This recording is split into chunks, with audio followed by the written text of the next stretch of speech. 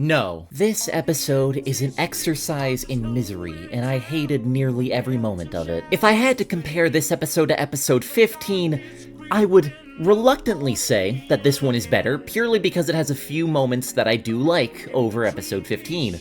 That does not mean much. One of these moments is the one that you are watching on screen right now, because I think that Trevor and Emily are swell. Not swell enough to save this episode because they're barely in it, they have like one scene, but I still like them, and that is more than I can say for a couple characters still left in the show. The one thing I can give to Rhea is that she is still consistently bad. She didn't get any worse from last episode, she is just equally as insufferable, which is still really bad. I'm gonna skip around a bit just to say that nothing she does in this episode is really interesting at all. Everything with Alec is just kind of boring and feels standard. And at this point, I could not care less about anything that happens between her and Connor. How am I meant to feel about everything that these two do this season? Am I meant to be sad that this relationship that was once so strong has now crumbled into bitter animosity towards one another?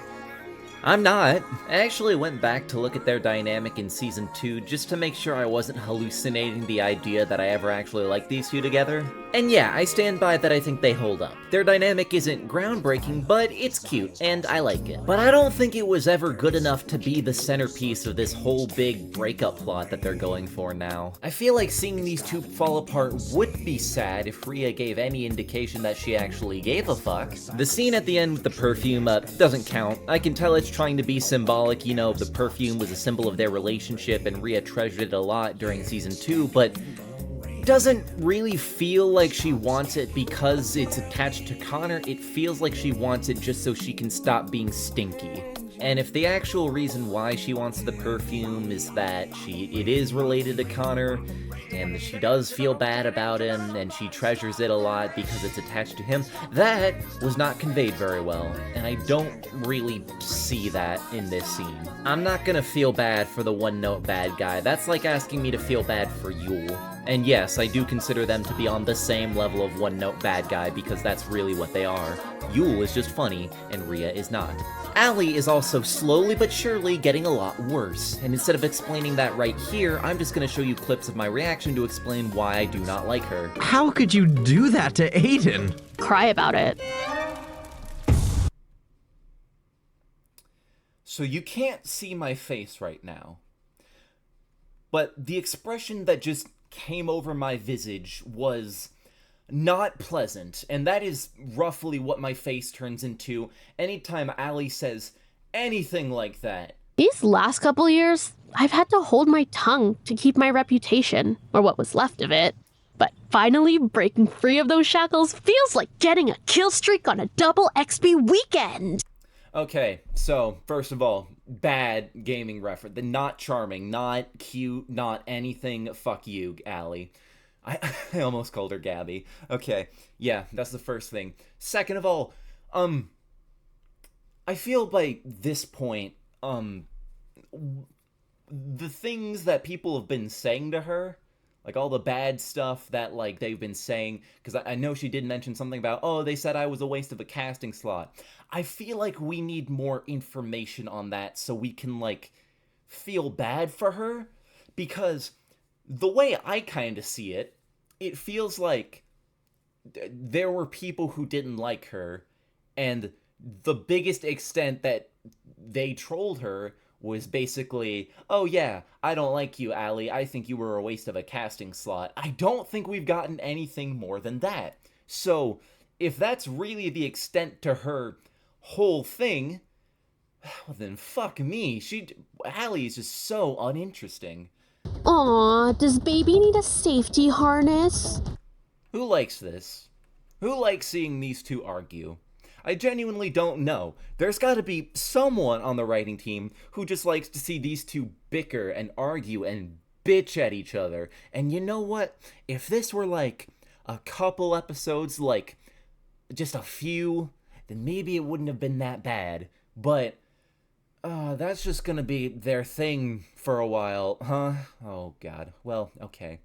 I guess this is what we're doing now. Did you just come to gloat? Yeah. Wow. wow, Allie, that's so cool of you. I definitely like that you do. Okay, I'm gonna set the record straight right here, because there have been some people who are like, why are people so nice to Jake but then so mean to Allie even though they're doing the same thing? And the reason for that is because Jake has this thing called a personality, and Allie doesn't quite have that. She has what we call gaming references, and that is like it. I think Jake's cool. I think Allie's not. That's why. Don't cancel me on Twitter for this. That's just my opinion.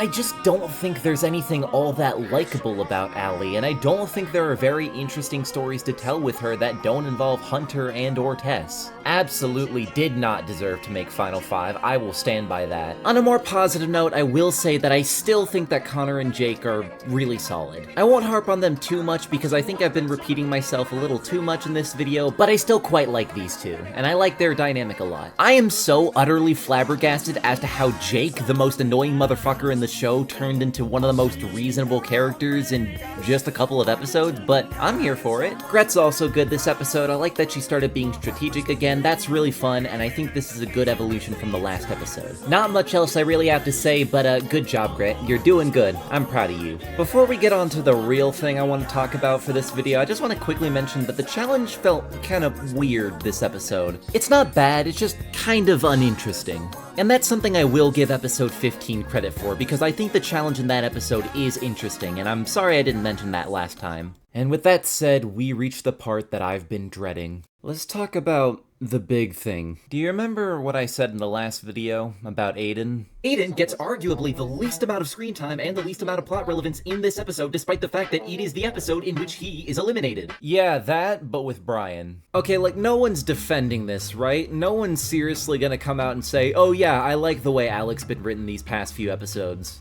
In my personal opinion, he's been bad long before episode 14. But that's well-worn territory by this point. Let's talk about how he leaves the show. So Alec has, I'm pretty sure, no lines in the challenge to speak of, and then one scene with both Connor and Rhea respectively. The Rhea one is mid as fuck, but the one with Connor I actually do kinda like. It's not high art, and it's not nearly as good as the Connor and Jake scene in episode 14, but you know what, I like it okay, and at least there's no Rhea to ruin the vibe.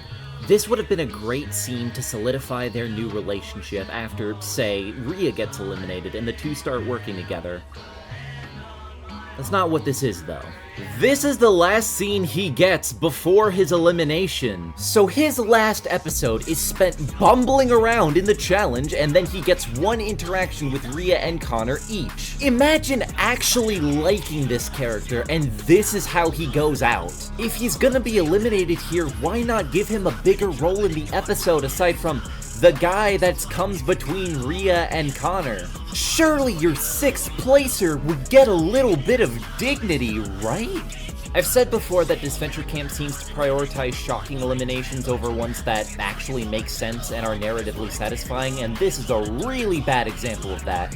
Like, when I reacted to this live, I could not even fathom what was happening. Not because, oh wow, this is so surprising, but because it was bad. Jake. Oh, okay. Next vote, Alec. What?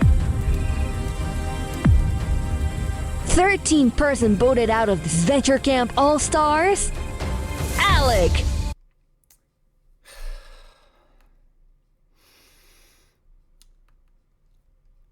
So first of all, no.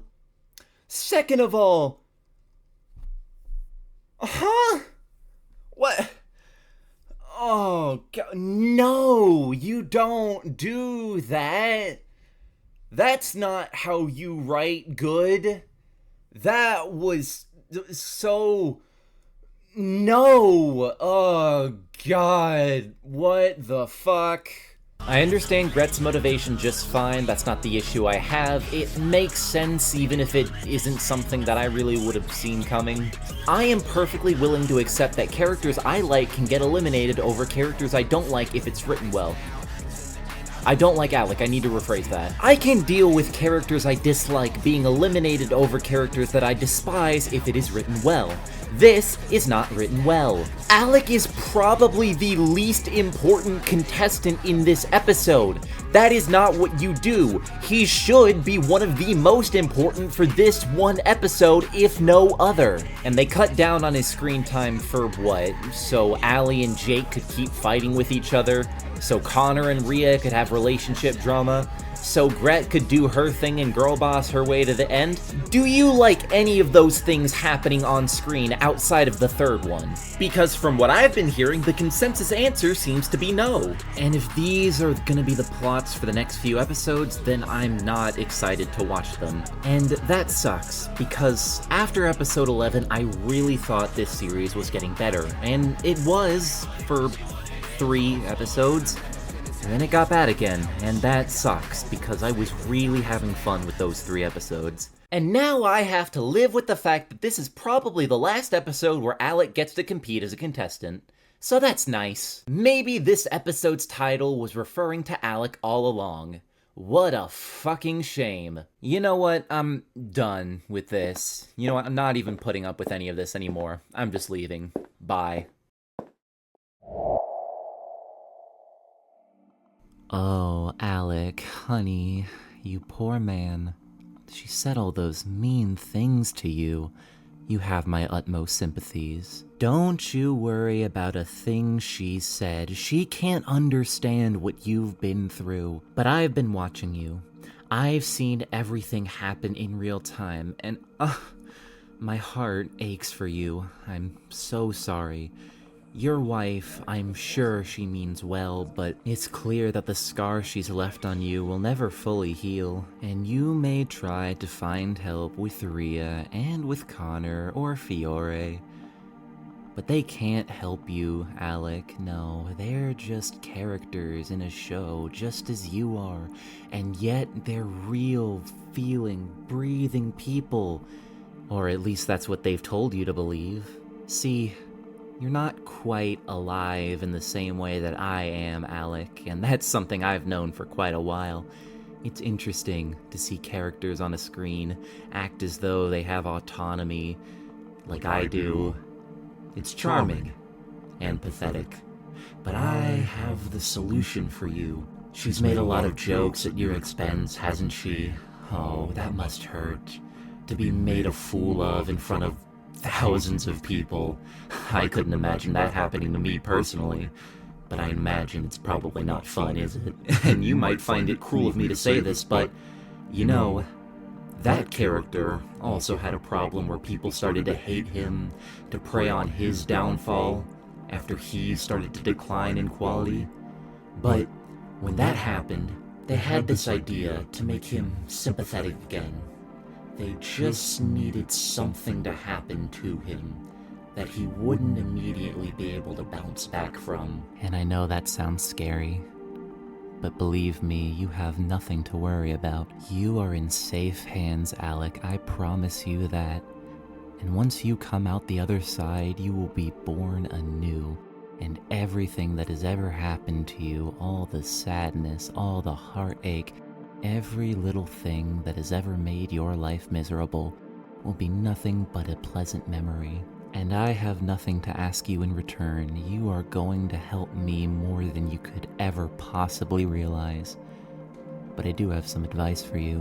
When you're walking along that long, winding road that seems to stretch on forever, and you think to yourself that you have no way of ever meeting the horizon, just remember to look out.